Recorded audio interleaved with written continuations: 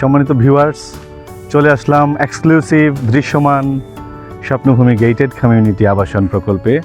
আমি রয়েছি সাথে সৈয়দ আদিল। প্রকল্পটির অবস্থান রাজুক পূর্বাচল সরকারি প্রকল্পের 21 এবং 22 নম্বর সেক্টর থেকে খুবই কাছে।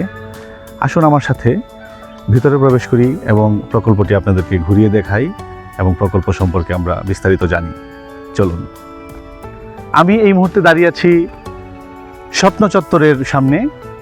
আমি এখন যেই জায়গাটাতে রয়েছি, আমার পিছনেই রয়েছে আমাদের প্রকল্প অফিস।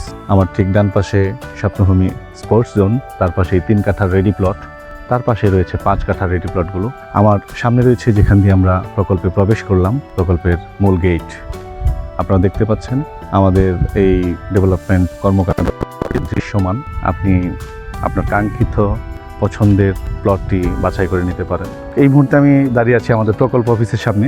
আমার পাশেই রয়েছে রেডি করা 3 কাঠা প্লট, যেগুলো আমরা আমাদের সম্মানিত গ্রাহকদেরকে হস্তান্তর করেছি এবং পছন্দ মতো অসংখ্য গাছ লাগিয়ে রেখেছেন ওনার প্লটটিতে। আমি এই মুহূর্তে দাঁড়িয়ে আছি 2 নম্বর সেক্টরে। আমার ঠিক পিছনে 3 কাঠার প্লটগুলো রেডি হচ্ছে, আপনারা দেখতে পাচ্ছেন কাজ চলমান। প্লটগুলোর ঠিক পিছনেই রয়েছে স্বপ্নভূমি স্পোর্টস জোন, যেখানে আপনার আগামী প্রজন্মের গড়ে উঠবে স্বর্ণালী শৈশবের স্মৃতি। যেই প্লটটির সামনে আছি 28 নম্বর প্লট, এভিনিউ 3। আপনারা দেখতে পাচ্ছেন ইটের প্রাচীর করা, সীমানা নির্ধারণ করা প্লটগুলো এখানে রয়েছে।